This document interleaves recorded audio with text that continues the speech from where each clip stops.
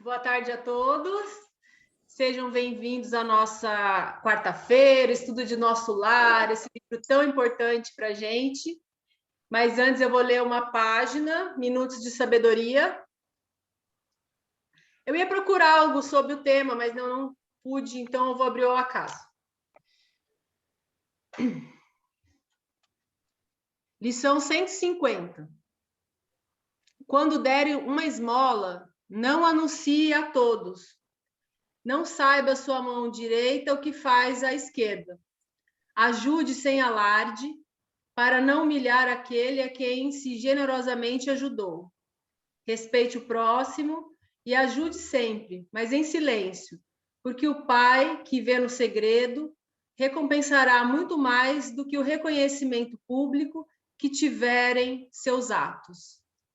Então, assim, agradecemos a oportunidade de estarmos aqui reunidos todas as tardes para esse estudo dessa doutrina tão esclarecedora e consoladora. Que possamos levar esses ensinamentos para as nossas vidas, gotinha por gotinha, passo a passo, e a cada dia conseguir essa melhora tão esperada. Que a espiritualidade nos abrace e nos conduza e que possamos ter uma tarde muito harmoniosa. Que assim seja, graças a Deus, graças a Jesus. Então, vamos lá. Bom, então chegou finalmente o dia em que André Luiz vai ouvir uma palestra da ministra veneranda, né? E, aliás, esse é o nosso nome do capítulo, é a preleção da ministra, o nosso capítulo 37. Então, aí depois que ele estava dormindo, ele sonhou com a mãe no capítulo anterior, que foi o sonho que a Raquel falou, capítulo 36, ele volta para o trabalho revigorado. E aí começa o nosso capítulo, que eu vou compartilhar aqui com vocês. Hoje tem bastante coisa para compartilhar com vocês, mas agora, por hora, é o texto.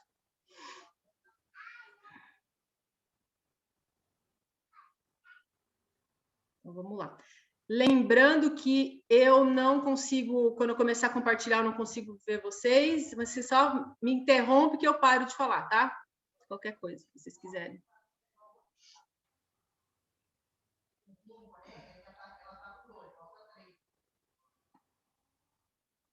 Pronto. Se tiver bom, se não tiver bom também o tamanho, avisa, por favor. Então vamos lá. Ótimo, Tati. Tá bom? Então tá bom. Capítulo 37, a preleção da ministra. No curso de trabalhos do dia imediato, grande era o meu interesse pela conferência da ministra veneranda. Ciente de que necessitaria de permissão, entendi-me com Tobias a respeito. Essas aulas, disse ele, são ouvidas somente pelos espíritos sinceramente interessados. Os instrutores aqui não podem perder tempo. Fica você, desse modo, autorizado a comparecer com os ouvintes que se contam por centenas entre servidores e abrigados do Ministério da Regeneração e do Auxílio. Num gesto afetuoso de estímulo, rematou: desejo excelente proveito. Então, como a gente viu aí, né, ele ficou sabendo que no final da prece ia ter essa palestra, ele foi falar lá com o Tobias, e o Tobias deu essa concessão para ele, mas explicou que era uma coisa muito séria, que você tinha que ter o real interesse, que ali era para estudo, que não era para perder tempo, não era bobeira. E ele falou, não, eu quero aprender, então foi, e assim transcorreu o dia dele, ele feliz e contente, que no final do dia ia finalmente ouvir a ministra, mas começou a pensar em tudo que foi sonhado, né? Tudo que ele viveu com a mãe dele. Aí vamos ver. Transcorreu um novo dia em serviço ativo, o contato de minha mãe, suas belas observações relativas à prática do bem enchiam-me o espírito de sublime conforto. A princípio, logo após despertar, aqueles esclarecimentos sobre o bônus hora me havia suscitado certas interrogações de vulto. como poderia estar a compensação da hora afeta a Deus? Não era a atribuição do administrador espiritual, o humano, a contagem do tempo? Tobias, porém, esclarecia minha inteligência faminta de luz. Aos administradores, em geral, impede a obrigação de contar o tempo de serviços, sendo justo, igualmente, instruir em elementos de respeito e consideração ao mérito do trabalhador. Mas, quanto ao valor essencial do aproveitamento justo, só mesmo as forças divinas podem determinar com exatidão. Então, aí o que aconteceu? Ele ficou pensativo sobre esse quesito do bônus hora, que foi falado no capítulo anterior, né, onde a mãe de André Luiz explicara. Então, ela disse para ele que tanto no mundo espiritual quanto no mundo terrestre, os administradores estabelecem um valor que a pessoa vai ganhar por aquilo que ela fez, uma espécie de remuneração, que aqui na Terra nós chamamos de salário, e no plano espiritual eles chamam de bônus hora, né? E aí ela deixou claro que o valor essencial que está por trás dessas horas pertence a Deus. E aí Tobias vai explicando isso para ele melhor. O Tobias, ele era o chefe da equipe de enfermagem, né? E aí ele fala que cada nível tem uma compreensão diferente sobre o bônus hora, né? E aí vem a explicação aqui que a gente vai ler primeiro, depois eu vou falar o que eu entendi. Então, aparece assim, Tobias esclarece com inteligência aos administradores... Tá. Aos administradores, em geral, impende a obrigação de contar o tempo de serviço, sendo justo, igualmente, instruir elementos de respeito e consideração ao mérito do trabalhador. Quanto mais ele faz, mais ele ganha. Mas, quanto ao valor essencial do aproveitamento, somente as forças divinas podem determinar com exatidão. Há servidores que, depois de 40 anos de atividade especial, delas se retiram com a mesma incipiência da primeira hora, falando de quem está lá no plano espiritual, provando que gastaram tempo sem empregar dedicação espiritual. Assim como existem homens que, atingindo 100 anos de existência, delas saem com a mesma ignorância da idade infantil. Tanto é precioso o conceito de sua mãe, disse Tobias, que basta lembrar as horas dos homens, bons e dos maus. Nos primeiros, transformam-se em celeiro de bênçãos do eterno. No segundo, em látegos de tormento e remorso, como se fossem entes malditos, né? Cada filho acerta contas com o pai, conforme o emprego da oportunidade ou segundo suas obras. Então, como ele foi explicado aí, esse exemplo, ele deixa bem claro que tanto podemos, né, gastar uma existência sem evoluir, com muitos anos de trabalho no espiritual sem acrescentar nada. Então, tudo depende da nossa força de vontade. E aí a gente perde o principal, que é a transformação, a evolução espiritual, que nada mais é do que a nossa reforma íntima, que ontem o Celeno falou algumas vezes sobre isso, né? Eu falei que tinha esse link. Então, tanto seja aqui como lá, o nosso principal objetivo é nos aprimorar. Mas Deus, ele nos ajuda tanto que ele nos dá um incentivo para talvez a gente, vendo dessa outra forma, a gente se empolgue em nos esforçar, né? Olha o bônus hora, olha o salário, olha não sei o que, então a gente vai tentando se melhorar para ter esse bônus hora. Mas, na verdade, o que ele mais quer é o nosso aprimoramento. E aí ele mostra isso com os homens bons e os homens maus, né? Como que eles utilizam o que lhe é dado. Então, muitas vezes, é nos dado as ferramentas e a gente não dá o devido valor a essas ferramentas, né? Então, a gente não aproveita todo instante. Então, qual que é o resumo que a gente pode tirar disso, né? Que é aproveitar a todo instante para fazer com amor e em busca desse aperfeiçoamento. O trabalho voluntário, que é o nosso maior exemplo desse amor, né? As pessoas que estão trabalhando e sem esse salário. Então, no mundo espiritual, todo esforço é recompensado. Então, por isso, a importância das palavras de Jesus, a cada um segundo suas obras, né? E aí, uma curiosidade que eu achei num dos estudos que eu estava assistindo, que na Grécia a gente vivia, porque a gente já voltou tantas vezes, vai saber se não estava lá na Grécia.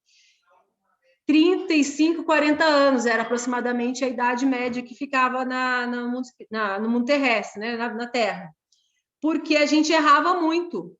Então, o tempo para ficar aqui era menor. Aí, conforme a gente vai se aperfeiçoando, esse tempo vai aumentando, esse tempo de terra vai aumentando, porque vai tendo mais oportunidade de aprimorar e mais oportunidade de acertar, de errar, de acertar, e não ficar só no erro, né? Então, vai aumentando esse tanto de tempo. Pode ver que isso é interessante a gente ver para ver quanto que... Às vezes, a gente tem a impressão de que a gente não está evoluindo, mas a gente está, porque está aumentando esse tempo do homem aqui na Terra, aumentando as oportunidades, aumentando. Então, de uma certa forma, nós estamos conseguindo ter acertos também, né? E por isso também é cobrado muito de nós espíritas, porque nós temos esse conhecimento, é dada essa informação para a gente. Então, para quem é dado, muito será cobrado, né? Então, isso é importante a gente lembrar.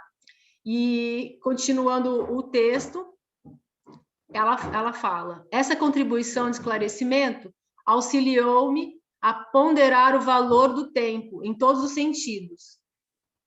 Isso a gente também pode parar para pensar como a gente utiliza o nosso tempo, né? O tempo que a gente está desperdiçando com uma coisa que não tem tanto acréscimo para a nossa evolução, para o nosso aprimoramento. Tudo tem que ser levado em conta. Chegada a hora destinada à preleção da ministra, que se realizou após a oração vespertina, dirigi-me em companhia de Narcisa e Salúcio para o grande salão em plena natureza. Aí eu achei uma foto, olha que bacana.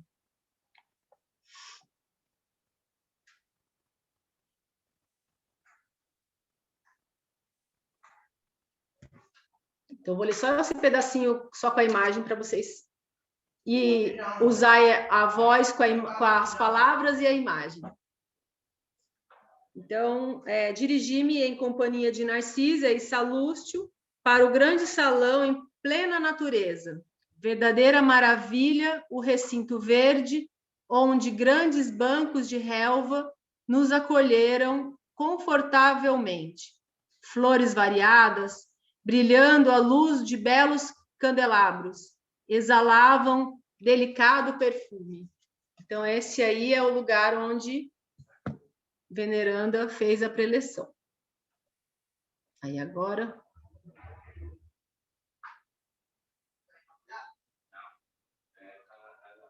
Agora eu vou voltar para o texto.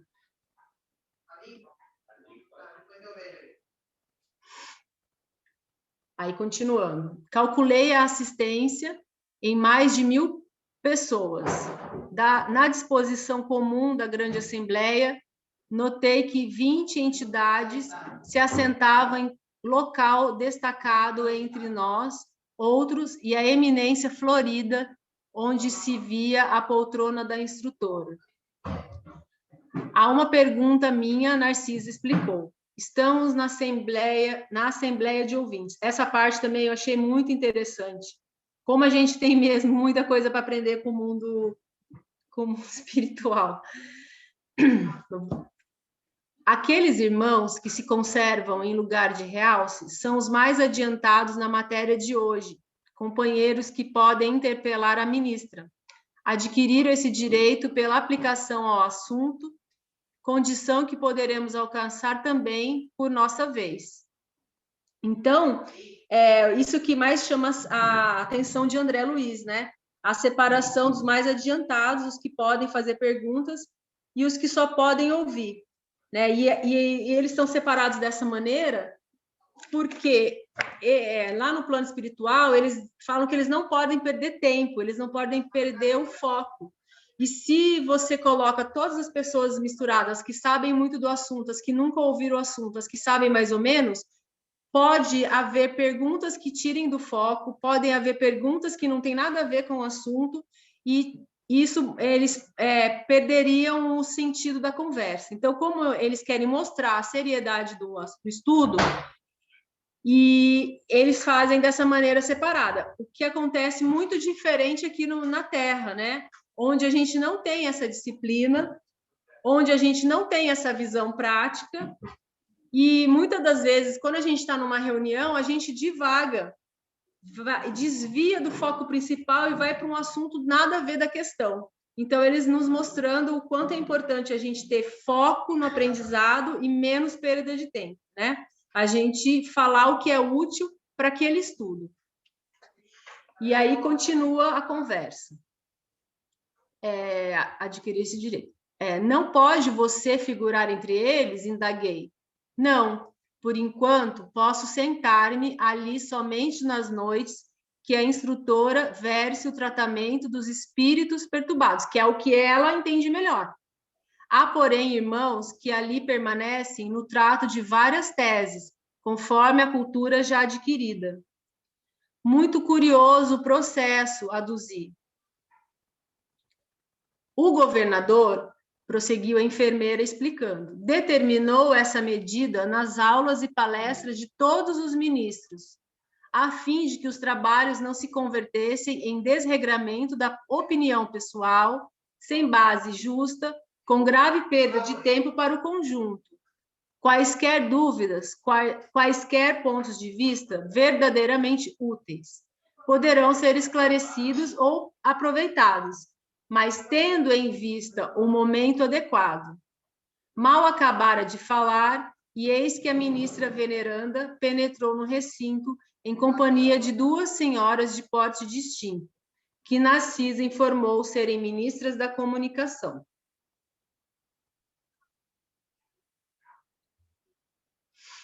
Tati, estava pensando aqui, já pensou se esse sistema fosse instalado nas nossas universidades? Que maravilha! Não é? Porque o professor ia poder dar aula para vários períodos ao mesmo tempo, sendo que, de repente, até as perguntas dos alunos dos períodos mais adiantados ia servir para auxiliar os alunos dos períodos iniciantes. É um sistema maravilhoso mesmo, pena que nós aqui ainda não pensamos nisso. Eu acho que, na verdade... Quem quer falar? Não, é só para complementar o que o Marcos Heleno está falando, porque, na realidade, hoje me chegou uma informação, assim, uma postagem, acho que é do Sérgio Thyssen, que ele diz assim, nós deveríamos... o nosso objetivo não deveria ser o de ir para o nosso lar, mas sim o de trazer o nosso lar para a Terra. É dele, sim, é do Thyssen, sim, que eu também vi, também recebi isso. Muito interessante essa fala e tem tudo a ver com esse capítulo.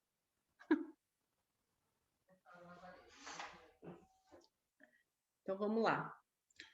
Veneranda espalhou com a simples presença enorme alegria em todos os semblantes, não mostrava a fisionomia de uma velha, o que constatava com o nome. Sim, o semblante de nobre senhora da idade madura, cheia de simplicidade, sem afetação. Depois de palestrar ligeiramente com 20 companheiros, como a informar-se das necessidades dominantes na Assembleia em geral, com relação ao tema da noite, começou por dizer: como sempre, não posso aproveitar a nossa reunião para discursos de longa tiragem verbal, mas aqui estou para conversar com vocês, relacionando algumas observações sobre o pensamento. Encontram-se entre nós, no momento, algumas centenas de ouvintes que se surpreendem com a nossa esfera cheia de formas análogas às do planeta. Não haviam aprendido que o pensamento é a linguagem universal? Não foram informados de que a criação mental é quase tudo em nossa vida? São numerosos os irmãos que formulam semelhantes perguntas. Então, vamos explicar esse pedacinho. Então, ela está mostrando para a gente o que André vem relatando para a gente em todos os capítulos anteriores, né? A semelhança do mundo do nosso lar com a Terra. Cada capítulo que a gente estudou, a gente via a surpresa do André Luiz, com tem casa, tem mesa, tem cadeira, tem jarro, tem comida, tem não sei o quê, tem. Então, ele ficava, né, com essa surpresa, porque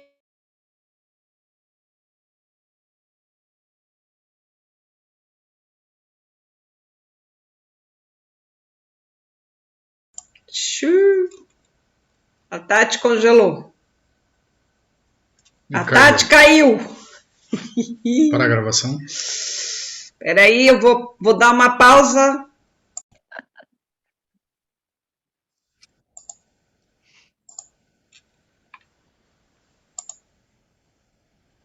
Então, como a gente estava lendo, a veneranda começou a falar e ela mostra para a gente tudo que o André Luiz ele vem explicando nos capítulos anteriores, né? A semelhança com a Terra e os sustos que ele levava. Tem casa, tem cadeira, tem mesa, tem comida, né? Então, ela estava colocando isso para a gente entender que a gente não estuda, a gente não se aprimora, e aí quando chega lá, leva um susto. Então, ela foi explicar sobre o pensamento e o quanto é importante a gente estudar e ler, mas principalmente internalizar, porque diz para mim, quantos de nós internaliza e pratica esses ensinamentos? Quanto de nós realmente faz a reforma íntima? Então, é isso que ela está dizendo quando ela fala, não haviam aprendido que o pensamento é a linguagem universal? Ué, mas então por que vocês não põem em prática? Por que vocês não se reformam? Então, ela deu uma leve puxadinha de orelha na gente. Eu falo na gente porque quando o André está lá, mas a gente também poderia estar, a gente escuta do André Luiz, então a gente fala de todo mundo, então por isso que eu me englobo, que eu também levei o puxão de orelha. Então, ela tenta explicar isso para a gente, e enquanto mais inferior, mais denso nós formos na Terra, mais a gente vai continuar com essa dificuldade, porque a gente se apega às coisas daqui, a gente fica com a dificuldade de entender e acreditar que é dessa maneira, né? A gente fica ainda uma pontinha achando que é só os anjinhos nas nuvens e tem essa dificuldade de desprender da Terra. Então, nós estamos presos à materialidade. E isso faz com que a gente sinta essa fome, essa sede, essa coisa quando chega lá. Se a gente se desprendesse da matéria facilmente, isso não aconteceria, né? Então, por exemplo, os espíritos muito elevados, eles não precisam disso, eles fazem nenhuma referência de tempo e espaço, que é o que a gente precisa. Sempre quando a gente vai pensar em alguma coisa do plano espiritual, a gente sempre tem que parar para pensar em alguma analogia com as coisas da Terra, senão a gente não tem essa referência. E o espírito mais evoluído não tem isso. Ele consegue fazer teleconferências na mente, né? Os gerentes dos sistemas solares, os espíritos crísticos, eles conseguem fazer reuniões à distância, com imagem, com som e ouvindo perfeitamente. E eles se comunicam bem e rápido. Né? As reuniões devem ser mais curtas do que são na Terra, porque eles vão direto ao foco, eles são objetivos, né? Então, quanto mais o espírito é atrasado, mais ele precisa de referência. Quanto mais ele vai sendo evoluído, ele não vai precisando disso. Isso é muito importante para a gente que está estudando, para a gente se aprimorar e a gente tentar fazer essa adequação, né, nos nossos estudos e na prática. E aí, continuando o texto... Tati, só um pouquinho. Que é isso, nós não treinamos essa coisa do pensamento, nós somos ruidosos, nós nos ocupamos, falta concentração para a gente não se permite isso, se envolve com as coisas da materialidade, né, do dia a dia, E tá bom, a gente está no mundo aqui como encarnados, envolvidos com as coisas da matéria, as coisas do mundo físico. Mas a gente não tira um tempo para silenciar a mente, para acalmar os pensamentos, os sentimentos. A gente não tem essa prática, esse exercício. Aí, beleza, né? Uma coisa assim que o Luciano tem colocado muito. Nós estamos entrando na era do pensamento. Pode ser, mas não é. Essa era do pensamento não é uma porta que abre e a gente entra sem nenhum treino, sem nenhum exercício, né? Exatamente, a gente tem que treinar e aplicar, né? E aí ela continua. Todavia, encontraram aqui a habitação, o utensílio e a linguagem terrestre. Essa realidade, contudo, não deve causar surpresa a ninguém. Não podemos esquecer que temos vivido até agora, referindo-se à existência humana, em velhos círculos de antagonismo vibratório. O pensamento é a base das relações espirituais dos seres entre si. Mas não olvidemos que somos milhões de almas dentro do universo, algo insubmissas ainda às leis universais. Não somos, por enquanto, comparáveis aos irmãos mais velhos e mais sábios, próximos do divino, mas milhões de entidades a viverem nos caprichosos mundos inferiores do nosso eu. Né? Então, que a gente, esse nosso vínculo religioso, ele não pode ser só teoria, porque senão nada vai mudar. Não adianta a gente aprender e não praticar, né? Somente a prática nos faz ter essa vivência e essa competência. Então, é aplicar e conseguir ser servidores divinos. Os grandes instrutores da humanidade carnal ensinam princípios divinos, expõem verdades eternas, e da humanidade carnal ensinam princípios divinos, expõem, eu estou lendo a mesma frase, verdades eternas e profundas nos círculos do globo. Em geral, porém, nas atividades terrenas, recebemos notícias dessas leis sem nos submetermos a elas, e tomamos conhecimento dessas verdades sem lhe consagrarmos nossas vidas. Será crível que somente por admitir o poder do pensamento ficasse o homem liberto de toda condição inferior? Impossível. Uma existência secular na carne terrestre representa período demasiadamente curto para aspirarmos à posição de cooperadores essencialmente divinos. Informamo-nos a respeito da força mental no aprendizado mundano, mas esquecemos de que toda a nossa energia, nesse particular, tem sido empregada por nós em milênios sucessivos, nas criações mentais destrutivas ou prejudiciais a nós mesmos. Somos admitidos aos cursos da espiritualização nas diversas escolas religiosas do mundo. Mas, com frequência, agimos exclusivamente no terreno das afirmativas verbais. Ninguém, todavia, atenderá ao dever apenas com palavras. Ensina a Bíblia que o próprio Senhor da vida não estacionou no verbo e continuou o trabalho criativo na ação. Todos sabemos que o pensamento é força essencial, mas não admitimos nossa milenária viciação no desvio dessa força. Ora, é coisa sabida que um homem é obrigado a alimentar os próprios filhos. Nas mesmas condições, cada espírito é compelido a manter e nutrir as criações que lhe são peculiares. Uma ideia criminosa produzirá gerações mentais da mesma natureza.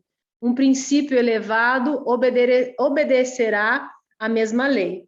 Ou seja, nós somos responsáveis por cada pensamento emitido, somos responsáveis por cada ideia que lançamos, e esse é o efeito no universo que perdura por gerações. Então, nós sabemos da sintonia. Então, você imagina quanto que essa ligação dessa ideia é gerada, né? Em quantas pessoas? Pode ser várias gerações. Isso pode se tornar uma concretização. Então, usamos para o bem e para o mal. E aí, eu procurando alguma coisa porque eu achei um assunto tão complexo, assim, tanta coisa tem esse capítulo, e eu achei um vídeo de 2 minutinhos que vai falar muito bem sobre essa parte, principalmente essa ideia criminosa produzirá gerações mentais.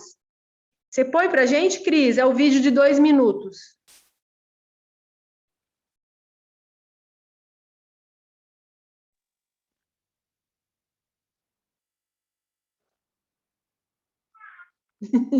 É o menorzinho. Tem um que é de 14 e outro que é de 2 ou 3. Agora, deixa eu ver aqui.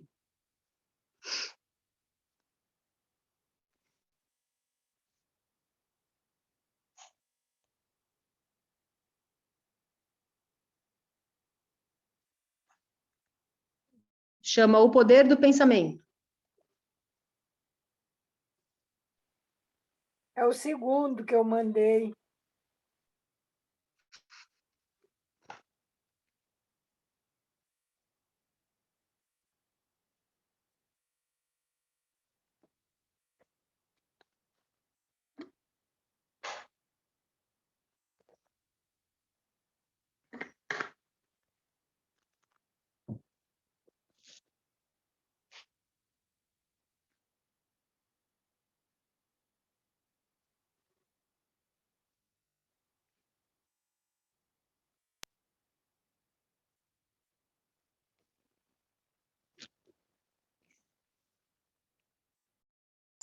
Vocês estão vendo?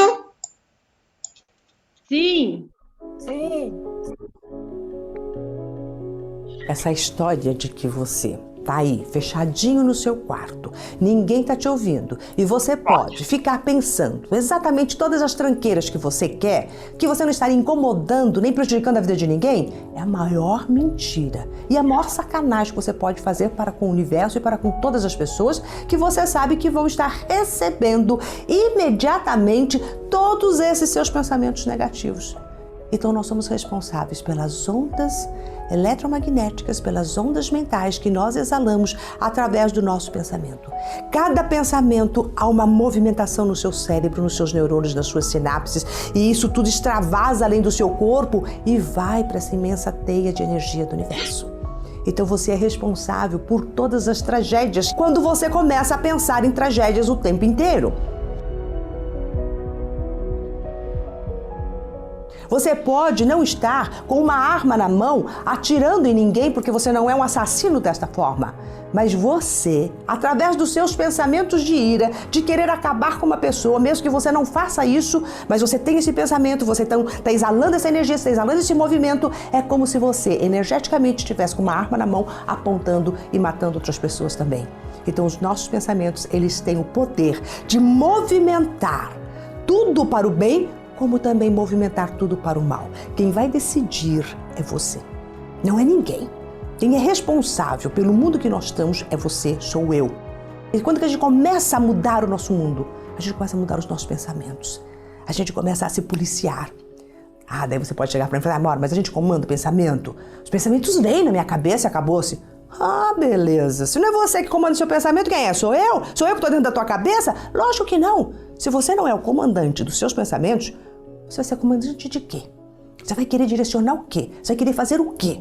Então você vai parar agora com essa besteira de achar que o pensamento é toa, né? E que você não tem domínio sobre ele. A hora que você souber e tiver essa responsabilidade, sentir agora no seu coração que tudo que você está pensando neste exato momento está reverberando para todo o universo, para todas as pessoas, adentrando em todos os lares. E você vai se perguntar, é isso que eu quero jogar para o meu mundo? Ou eu quero jogar uma preciosidade de um pensamento de alegria, de altruísmo, de bonança, de aceitação, de confiança? É assim que a gente começa, com pequenos pensamentos, a transportar amor por onde a gente for. Mude o seu pensamento, você muda o mundo.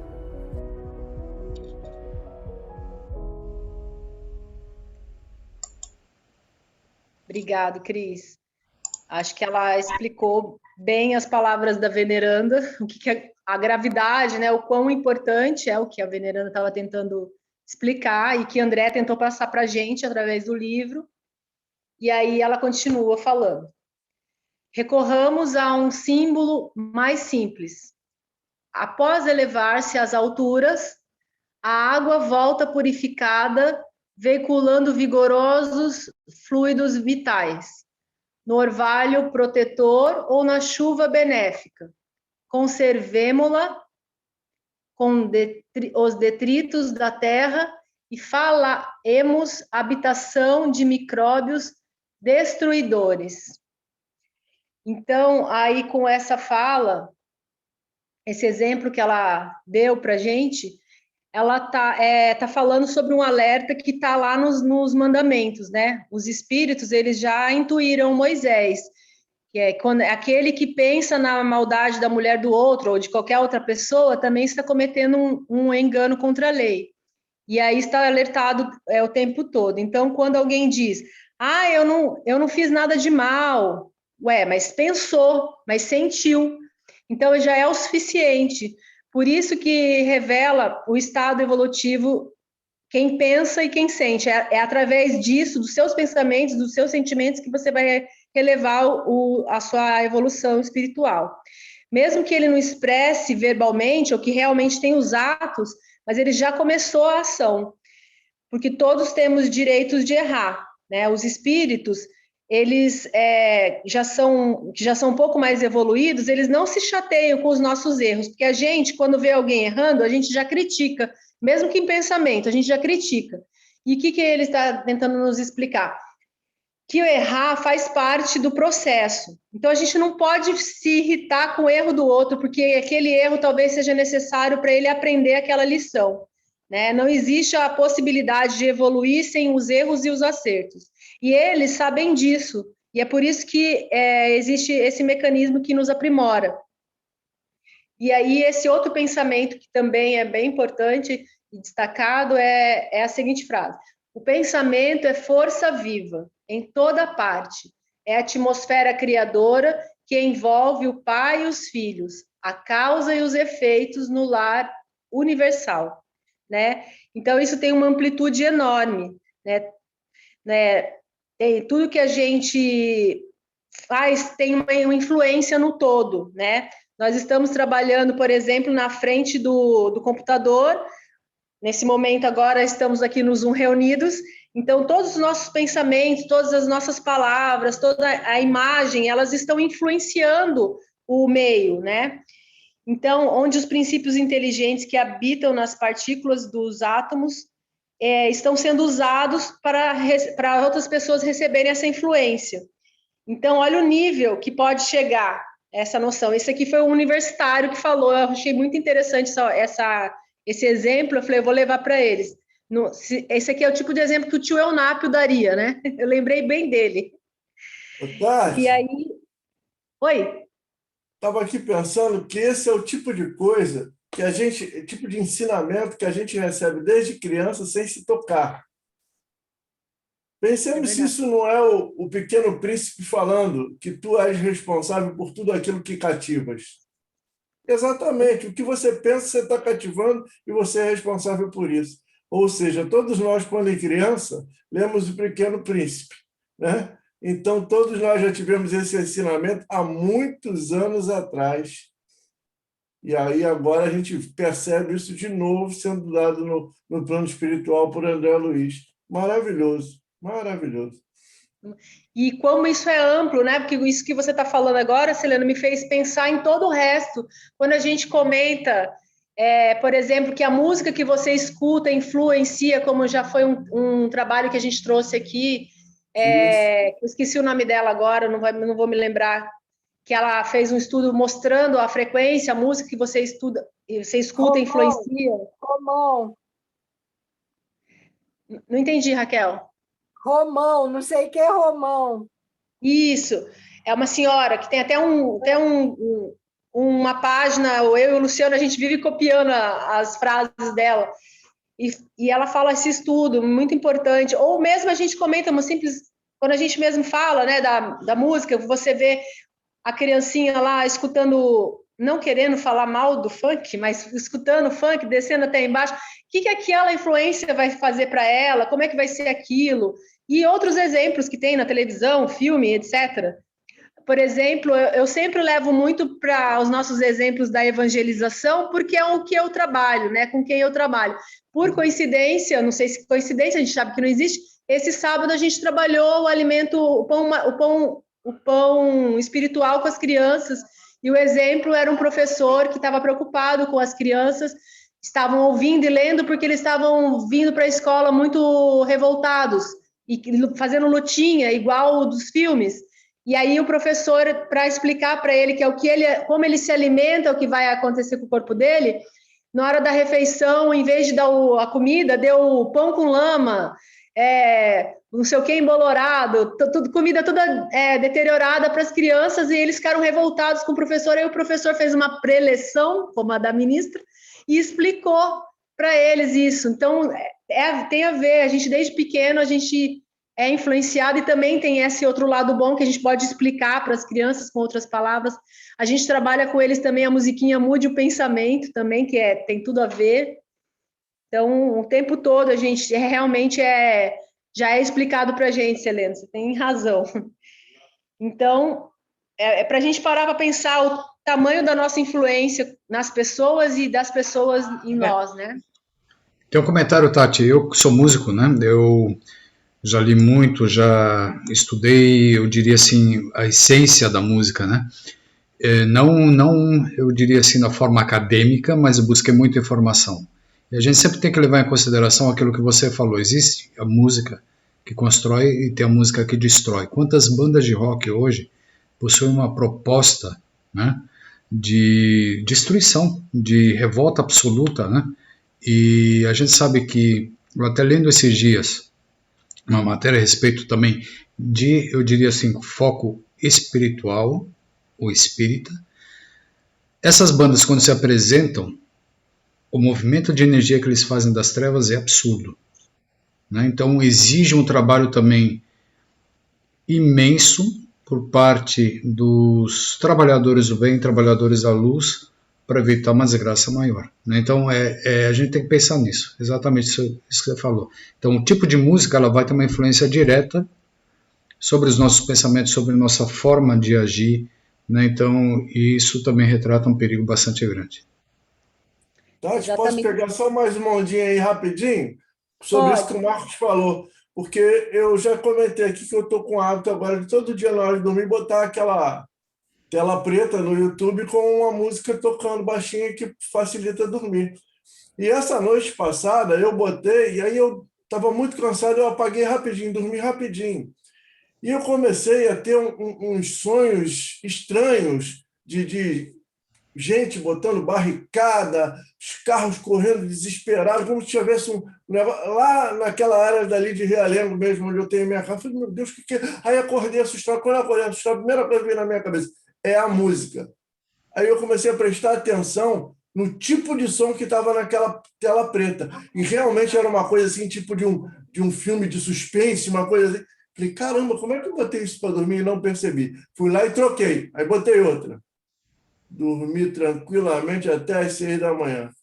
Então, quer dizer, isso que o Marco falou tem muito a ver, a vibração que a música traz, que coloca a gente diretamente, o espírito. O corpo estava dormindo, mas o espírito se colocou naquele padrão vibratório daquela música, e as imagens que eu formei dentro de mim, o local onde eu fui, não foi bom. Para ver também, Selena, a nossa responsabilidade enquanto espíritas, né? Porque já sabemos disso, porque se você vai falar isso para pessoas que não estudaram, que não sabem, fala, é besteira, imagina, é só uma música. Então, o tamanho da nossa responsabilidade junto com os amigos de luz que já fazem esse trabalho de neutralizar, né, essas forças, né, igual o Marcos falou. Então, vamos lá, que eu tenho uma convidada especial para o final e a fala dela é grande. Onde eu parei? Nele, transformam-se homens em anjos a caminho do céu ou se fazem gênios diabólicos a caminho do inferno.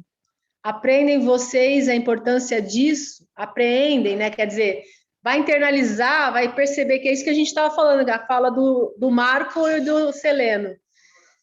Certo, nas mentes envolvidas, entre os desencarnados e encarnados, basta o intercâmbio mental sem necessidade das formas, e é justo destacar que pensamento é isso, que o pensamento em si é a base de todas as mensagens silenciosas da ideia.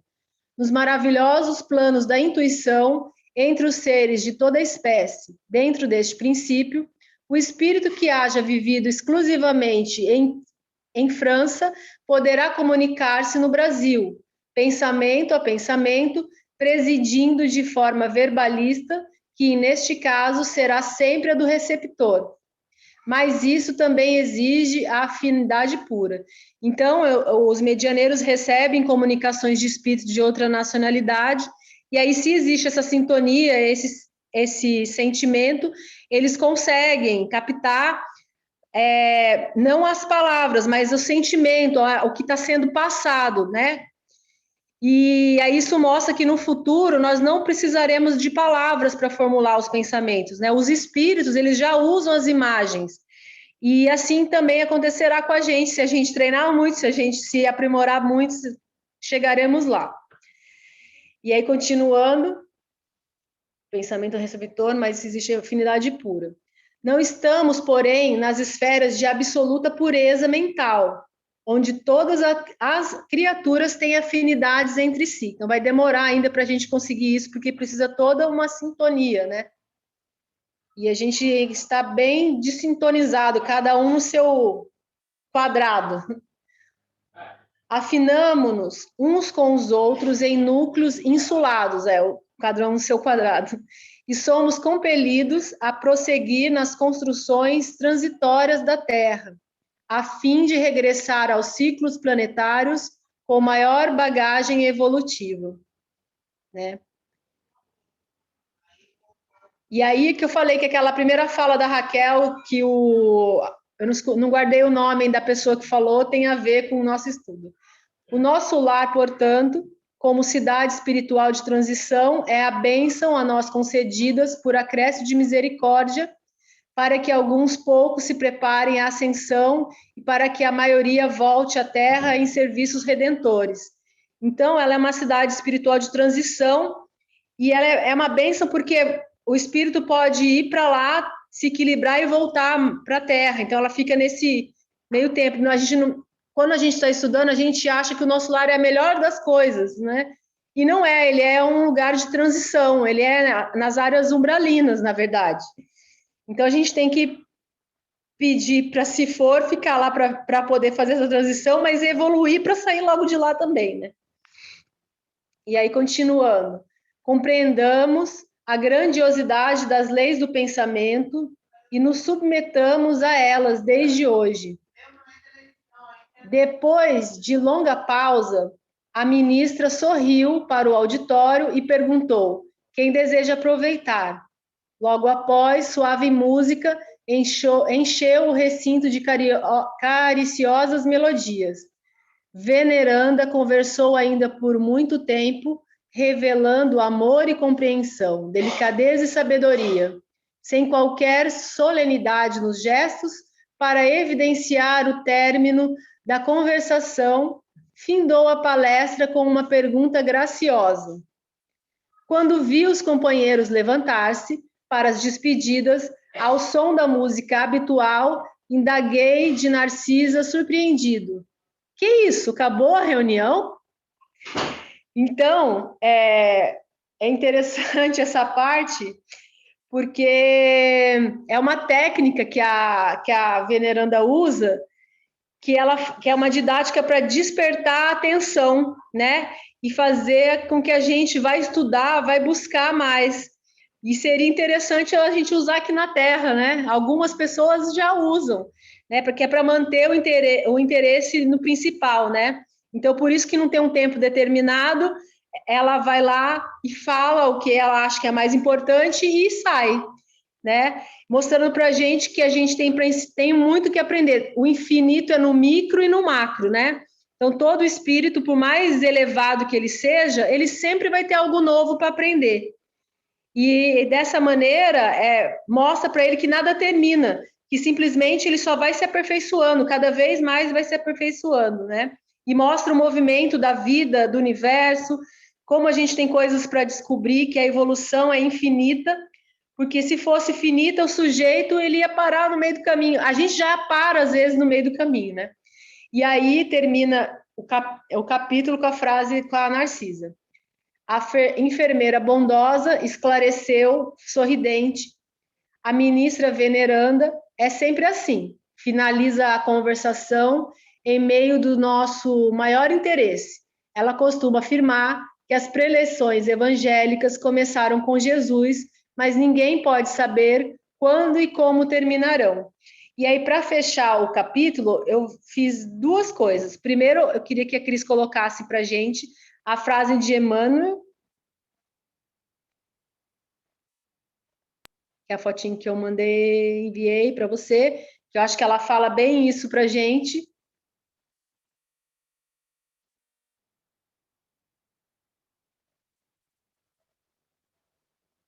Não nos cansemos de aprender, entendendo que o progresso da alma é infinito, no espaço e no tempo. Então, isso é para a gente pôr na porta da geladeira e a gente não querer nunca mais parar de aprender. E aí, eu achei tão interessante esse assunto, e como eu sou uma universitária novinha, que ainda tenho muito que aprender, eu fui atrás das pessoas que têm maior conhecimento, e achei uma convidada para falar para a gente, e ela resumiu, é um vídeo, é um pouco longo, é 14 minutos, mas eu acho que vale a pena, por isso que até corri um pouco com a leitura. E aí, quando ela terminar, se alguém tiver alguma colocação, fiquem à vontade, porque da minha fala eu terminei aqui, tá bom? Então, a gente assiste o vídeo e passa para vocês, considerações de vocês. Espero que vocês tenham gostado. Eu achei muito bom trabalhar esse tema. Agora, a Cris vai colocar, então, fechamento com a nossa convidada.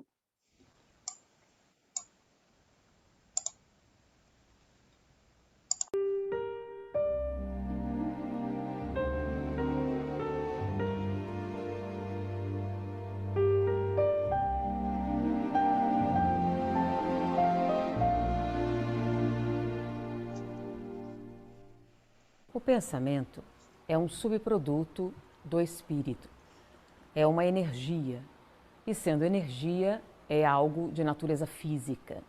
É uma energia que pode ser convertida em outros tipos de energia quando do processo reencarnatório, ou seja, quando o espírito está ligado ao corpo. É a fonte dos chamados fenômenos paranormais, anímicos, aqueles produzidos pelos sensitivos. Existem os fenômenos objetivos e subjetivos. Os objetivos é quando a mente interfere diretamente na matéria. O pensamento é a energia que pode ser convertida em outros tipos de energia, numa onda ainda indetectável pela nossa tecnologia, porém já existem evidências mais do que suficientes para determinar a sua existência. O mundo espiritual, quando se refere ao pensamento, se refere à força motriz das transformações no mundo espiritual e no mundo físico. É uma energia que seria a mais básica produzida pelo espírito, que daria origem, por exemplo, ao perispírito. Com a ação da nossa mente sobre as partículas do orbe, se forma um chamado corpo semimaterial, que seria o perispírito. É também a origem das construções que aparecem no mundo espiritual, sejam as ideoplastias, que é a manifestação parcialmente física no mundo espiritual do pensamento, como as construções de natureza física mesmo, como os prédios descritos por André Luiz.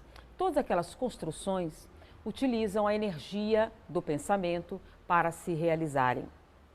Podemos dizer, então, que seria a energia básica do universo. A coisa mais rápida que nós temos no nosso universo é a luz, que se desloca numa velocidade incrível. Numa velocidade ainda maior, nós temos o pensamento. Uma pesquisa realizada numa universidade queria demonstrar, por exemplo, os limites do pensamento.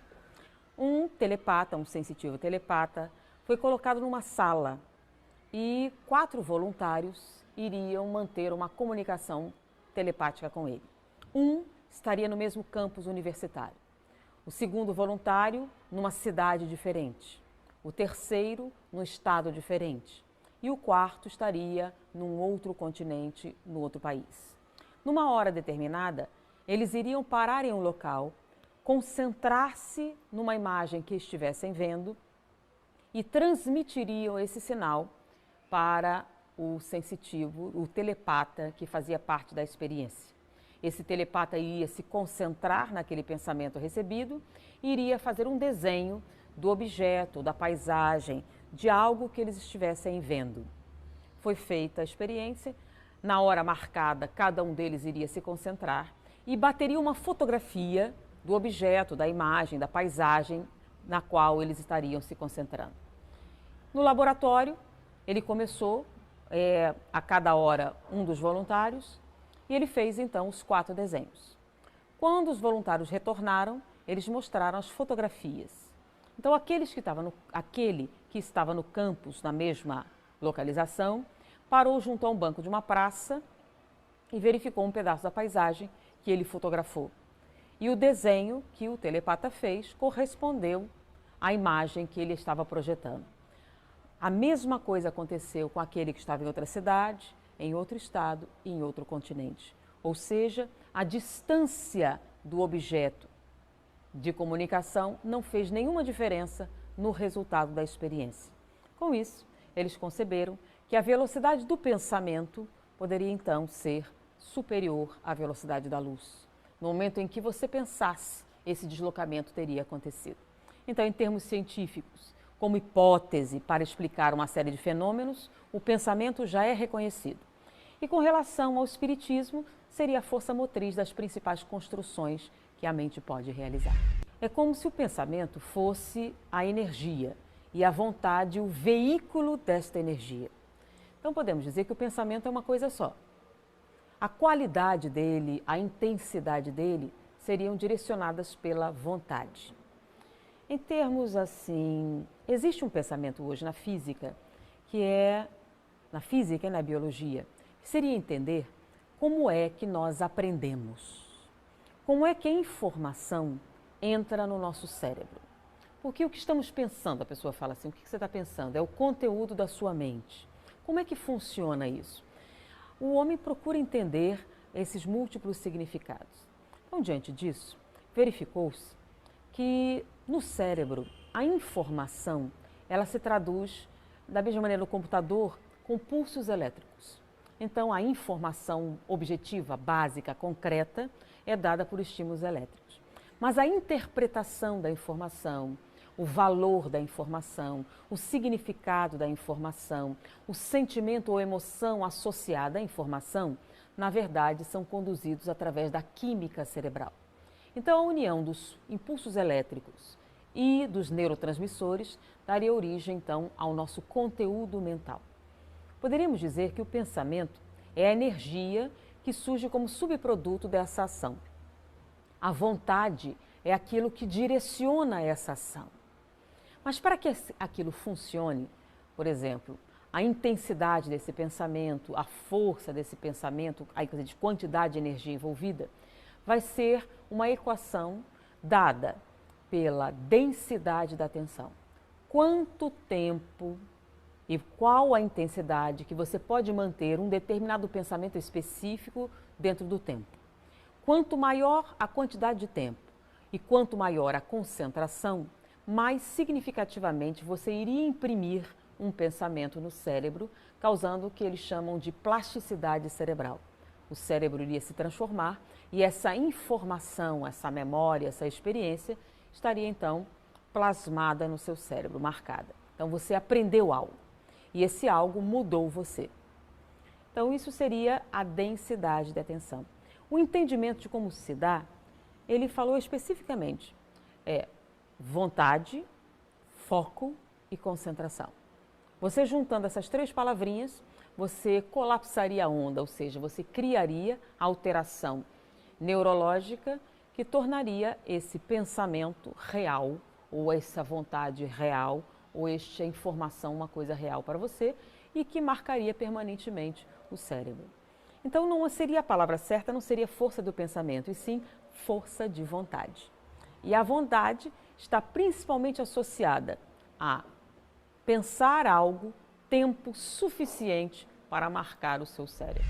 Eu tenho falado um bocado sobre a força do pensamento, né? E normalmente a gente chama de neuroplasticidade autodirigida.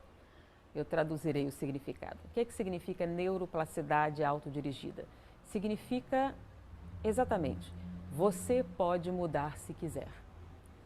A plasticidade está relacionada a um trabalho de Jeffrey Schwartz, juntamente com outros pesquisadores físicos e biólogos, que mostrou que cada experiência que você vivencia sensorialmente, emocionalmente, mentalmente, modifica o cérebro. Daí o nome plasticidade, neuroplasticidade.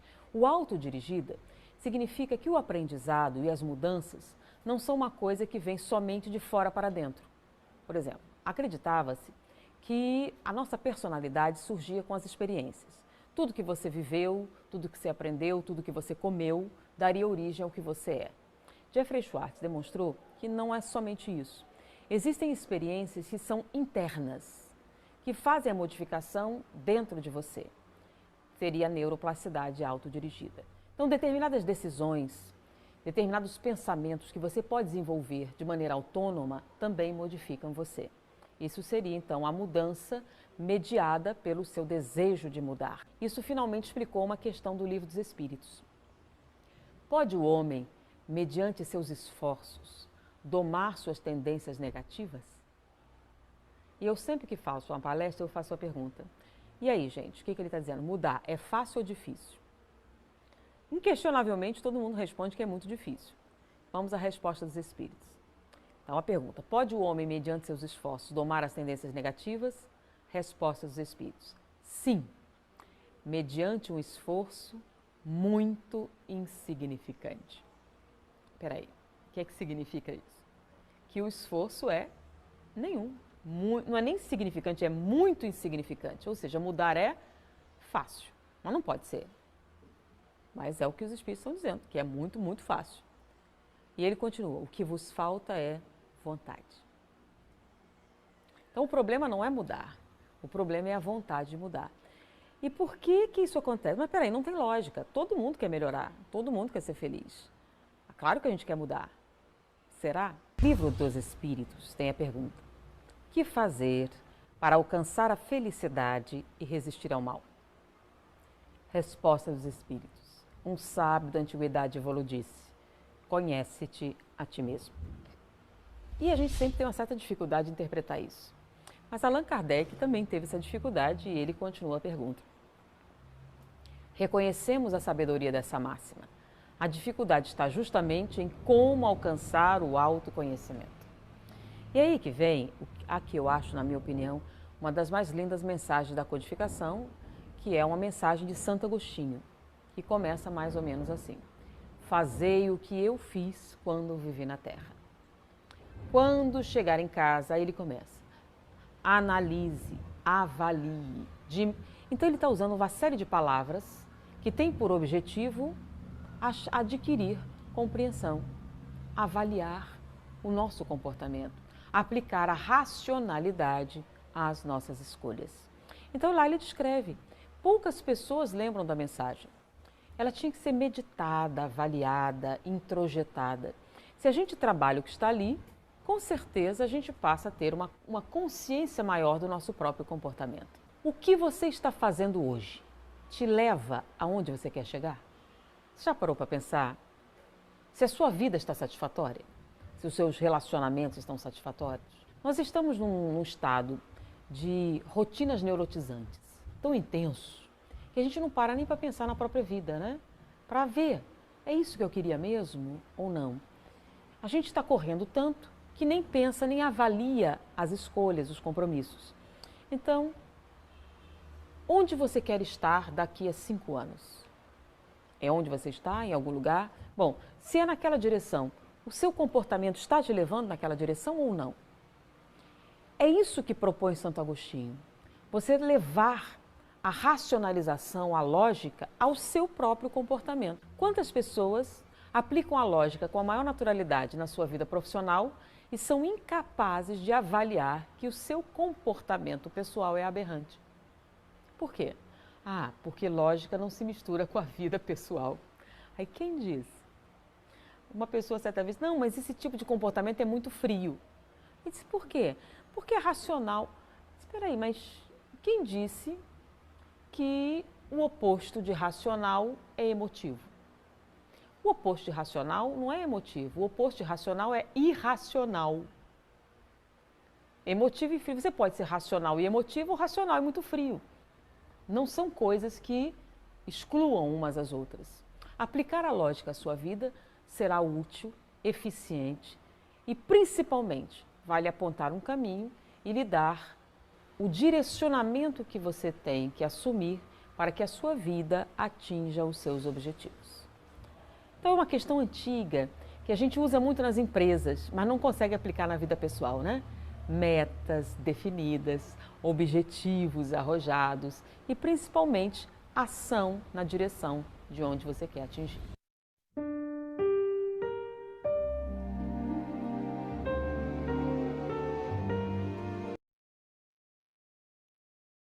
Obrigado, Cris. Como a gente interrompeu a reunião para cai e desce, sobe, então ainda dá tempo, se alguém quiser fazer algum comentário, alguma coisa, fique à vontade. Vocês viram aquela mensagem que eu coloquei hoje no grupo, aquela imagem, né? O que sabemos é uma gota, né? O que ignoramos é um oceano. Então isso casa exatamente com aquilo que você falou antes, né? Então a gente se acha muitas vezes assim que a gente já sabe tudo, né? Na verdade não sabe nada. A gente tem que estar aprendendo todos os dias, sempre vai ter uma lição nova. Muito boa a tua apresentação, obrigado. Excelente. É muito bom mesmo, Tati, excelente. Concordo. Assina, E é um puxão de onde que você orelha, assina? né?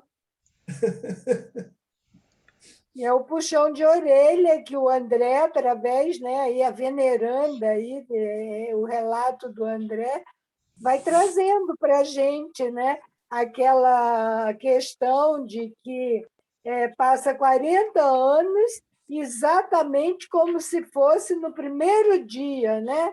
Tem uma colocação se eu não me engano, do Haroldo, que ele diz que 30 minutos de conhecimento você não pode mais dizer eu não sabia, mas você continua agindo como se não soubesse.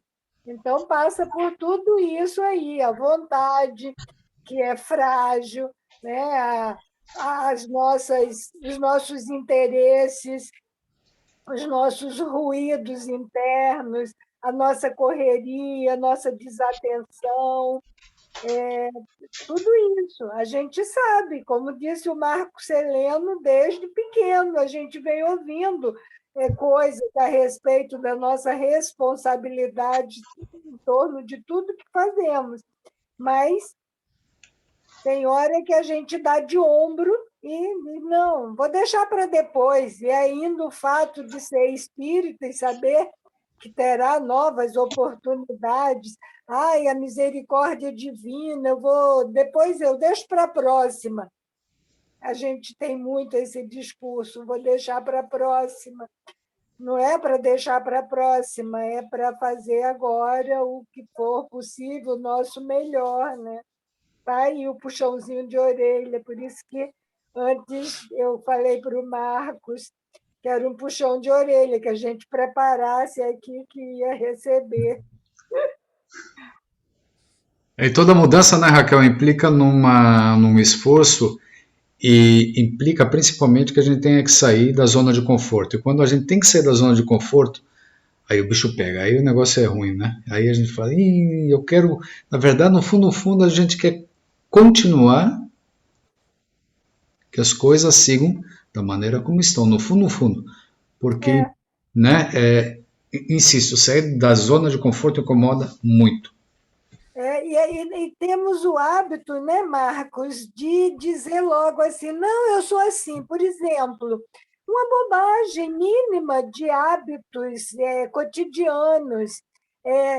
Nós agora aprendemos, agora sim, já aprendemos desde a escola que a água não é um bem inesgotável. Ela precisa de cuidados. Mas eu gosto de tomar banho de 30 minutos. Estou nem aí. Eu sei sobre o consumo de energia elétrica, mas eu saio acendendo tudo pela casa. Sou eu que pago. Sou eu que pago. Mas usar aquilo que o primeiro vídeo fala, sou eu que pago, sim, as minhas contas, mas eu estou afetando a vida do meu vizinho, do meu lá, e de outros países e dos habitantes do planeta como um todo, né? Esse consumo desenfreado. Eu vou no supermercado e saio comprando, não avalio o tipo de embalagem, o que é que vai prejudicar, o que vai ser jogado fora, no lixo, o que vai demorar mais, o que vai demorar menos para se deteriorar. Não pensamos nada disso, dessas consequências. Nós escolhemos o que nos interessa, o que é confortável para a gente, o que a gente pode dentro da nossa condição econômica, e não pensa no outro, não pensa no planeta, né? Então, isso é uma bola que vai crescendo, e a responsabilidade não é refletida. É isso aí. Isso mesmo, Raquel. E é só isso que a veneranda nos pede, né? Para agir. Ela quer que a gente ponha a mão na massa e comece a fazer. Essa história de deixar para a próxima, que a Raquel mencionou aí, é uma desatenção conosco mesmo. E aí, quando a gente pensa, vou deixar para a próxima, a gente esquece que, de qualquer maneira, na próxima, a gente vai ter que pegar da onde a gente parou. Então, se a gente for um pouquinho mais inteligente, a gente vai tentar se esforçar para melhorar agora, para na próxima pegar menos coisa para fazer. Porque tudo que eu deixo para a próxima acumula. E aí a próxima fica mais pesada. Não é? Eu acho que foi nesse sentido que a Tati pegou e falou aquilo que você, Raquel, trouxe do post do Sérgio Thyssen, né? A questão de você trazer o nosso lar para cá. Porque se o nosso lar é uma esfera de transição para uma coisa melhor, e se a gente, em vez de esperar chegar ao nosso lar, a gente traz nosso lar para cá, a gente transforma a terra no nosso lar, essa transição que a gente tanto está esperando para a regeneração, ela se torna mais rápida, e mais rápido a gente chega no planeta ditoso, que afinal é o que a gente quer. Porque a próxima, que é esse planeta de regeneração, ainda não é nada de maravilhoso, não. A gente ainda vai ter muita dificuldade nos próximos séculos no planeta de regeneração. Então, o negócio é apressar essa regeneração, que é para se tornar regenerado e chegar lá no planeta ditoso. Dali para frente, sim, dali para frente a gente vai estar num patamar espiritual melhor, onde a gente vai ter mais assim, prazer no trabalhar o bem, não vai ser sacrificial, nada disso, de fazer cumprir o nosso dever vai ser uma alegria. A palavra dever vai perder o sentido que ela tem hoje aqui na Terra. Eu tenho que ir trabalhar. Não vai ser eu quero ir trabalhar. Eu tenho que estudar. Não, eu quero estudar. Mas eu preciso ajudar o próximo. Não, eu não preciso, eu quero ajudar o próximo, eu vou ajudar o próximo. Isso só vai acontecer de verdade quando a gente tiver introjetado isso. E quando a gente tiver introjetado isso, a gente já está regenerado, a gente já vai estar no planeta de todos. Só depende de nós. Muito bom, é isso mesmo. E a gente fica com essa ilusão de que esperando para a regeneração e não tem esse pensamento que o Seleno colocou, né? Que ainda vamos trabalhar muito na regeneração. Verdade. Mas vai ser muito melhor do que é hoje. Os espíritos garantem isso. Vai ser muito melhor. Vai ser tão melhor E a gente tem que ter essa certeza, porque é algo muito bom que vai acontecer. Se a gente vai estar aqui, eu não sei. Mas quem sabe a gente possa assistir essa transformação. Vai ser tão bom. E assim, eu me baseio em Joana de Ângeles, eu me baseio em Chico, eu me baseio em outros, né? Que a gente já vai achar que de repente a gente já está naquele planeta ditoso que o Seleno falou agora. Tão bom que será. E a vida, ela vai ser muito melhor. Vamos fazer as coisas com muito mais prazer e alegria, né? Porque o mal, como falam, vai fugir envergonhado, porque não tem mais lugar para o mal, né? Embora, claro, a gente ainda não... Imagina depois o que seria chegar num planeta, numa condição de um planeta ditoso. É muito, muito melhor, que eu diria assim, a gente não tem nem a capacidade de compreender isso hoje ainda, né? Nesse sentido que eu estou falando, Marco, que a gente não tem essa visão e a gente não tem essa força de vontade de melhorar para chegar nesse mundo. A gente só quer chegar. Esse que é o trabalho todo. A gente não quer percorrer o caminho, a gente só quer chegar no objetivo. Eu acho que o grande problema é aquilo que os espíritos falam, né? A regeneração, ela começa em nós mesmos. A gente fica esperando... Está esperando por algo que caia do céu, por uma intervenção divina, por uma intervenção extraterrestre. Só que essa regeneração, ela é essa transformação, essa transição é de dentro para fora, não é de fora para dentro. Por isso que essa pergunta 909 é tão importante para a gente tomar consciência. Quando eu fiz a palestra da paciência, eu usei ela, e teve uma outra palestra que eu fiz que eu também usei ela. Porque, eu amo essa pergunta. Porque a gente fica achando que vai dizer que é muito difícil. Não, eles riem da nossa cara. É demasiadamente pouco, né? Tipo, é uma coisa assim, absurda. Mais alguém?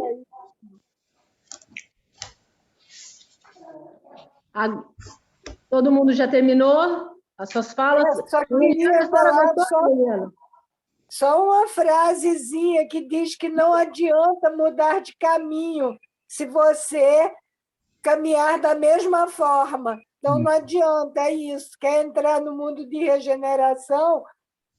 Se esforce.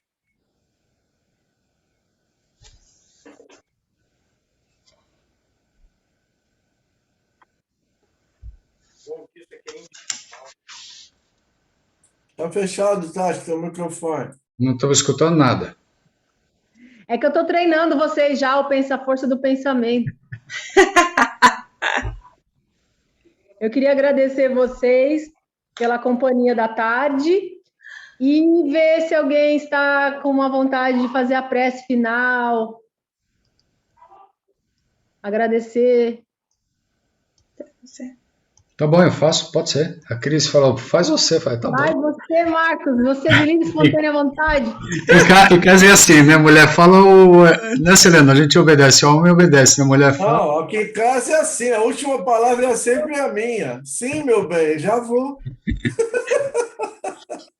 Então tá bom, gente. Então vamos agora se acalmar, vamos nos envolver vamos nos deixar envolver por essa luz maravilhosa, por essa energia tão positiva, tão serena, tão tranquila e tão poderosa que vem do nosso Mestre Jesus, que vem do plano maior,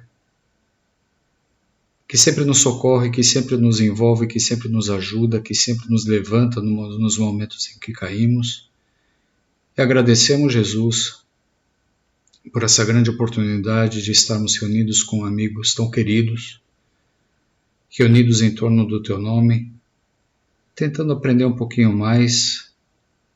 Afinal de contas, o que sabemos é uma gota, e o que não sabemos, o que ignoramos é um oceano. E cada vez que nos reunimos aqui, nessas tardes, nessas noites, é uma ação, um esforço nosso, pequeno, mas em busca da melhora, em busca da verdade, em busca do entendimento, do nosso crescimento. Te agradecemos por estar sempre conosco. Agradecemos a presença de todas as tardes dos nossos queridos amigos espirituais. E agradecemos por essa mensagem tão importante que foi trazida na tarde de hoje pela nossa querida amiga Tati, que nos falou de uma maneira tão clara, tão sublime e tão importante do pensamento, do poder que tem um pensamento e das consequências que tem os nossos pensamentos. Somos ainda incapazes de controlar o pensamento, temos dificuldade de controlar as nossas emoções, temos dificuldade de controlar as nossas palavras que derivam, que vêm como consequência desses pensamentos. E conscientes dessa nossa fragilidade, pedimos, Senhor, ajuda-nos, auxilia-nos, para que possamos nos melhorar. Afinal de contas, os espíritos já disseram que o esforço é muito insignificante, mas sabemos ainda o quanto custa para nós na condição em que nos encontramos. Mas sabemos do teu amparo, sabemos do amparo dos nossos amigos espirituais e confiamos em ti e assim seguiremos adiante felizes com as informações que recebemos e com o amor que nos é dado gratuitamente todos os dias. Obrigado, Jesus, por mais esse momento. Que assim seja, graças a Deus. Assim seja. Graças a Deus.